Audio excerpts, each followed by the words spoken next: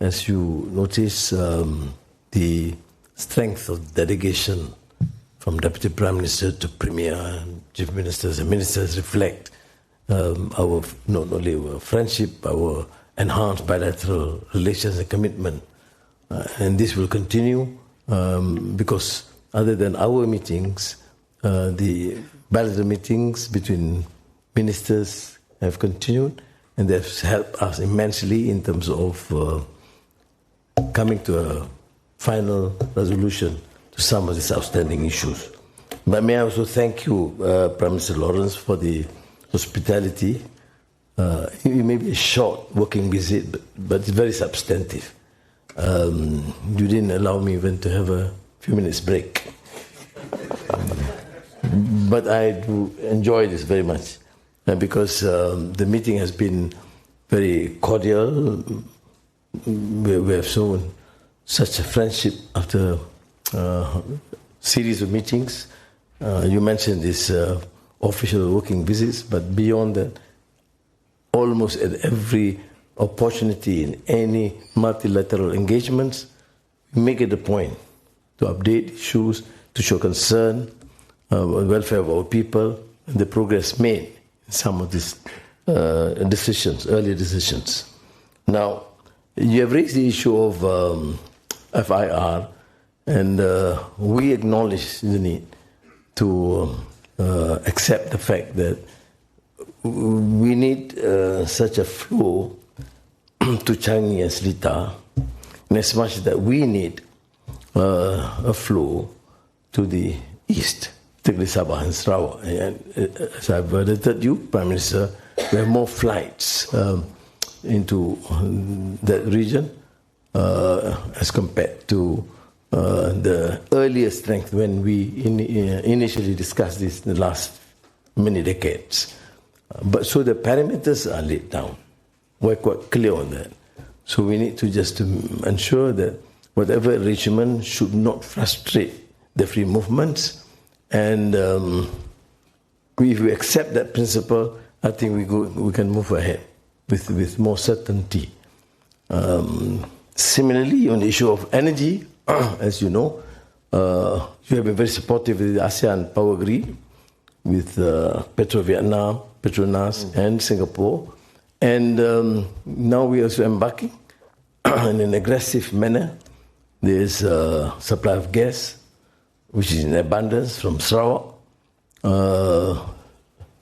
for Peninsular Malaysia and Singapore.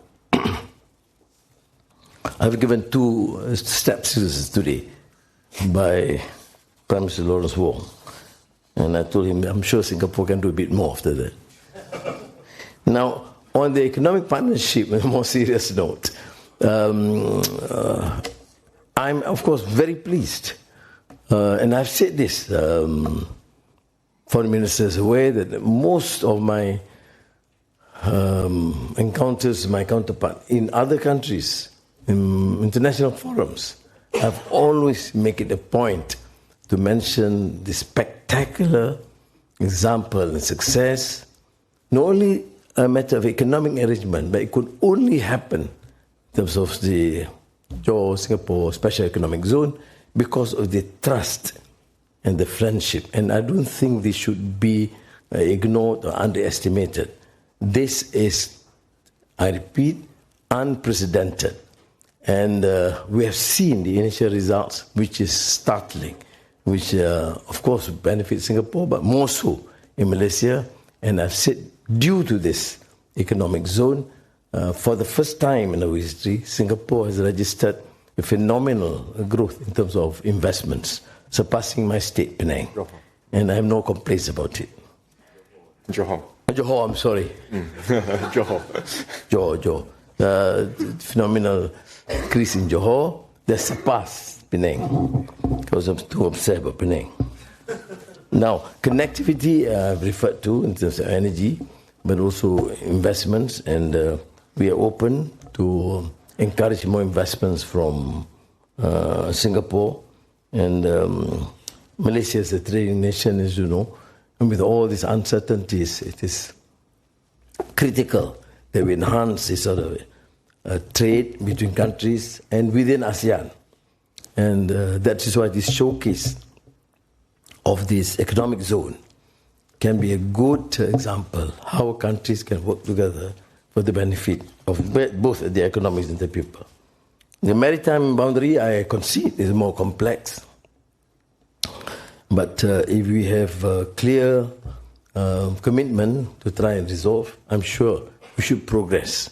And beyond just recognizing it's a problem, a complex problem, and my position is clear. I've told Prime Minister Lawrence, to my colleagues in the cabinet and also the officials, we must work towards an amicable resolution, even if it is not in full, at least progress in part.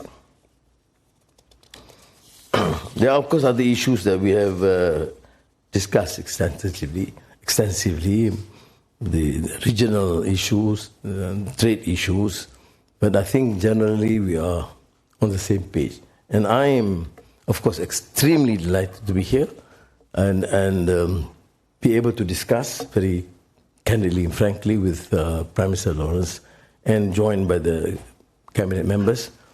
And we should see, other than the formal meetings, more exchanges, more interaction, because for the two countries, we have, of course, a unique sort of relationship.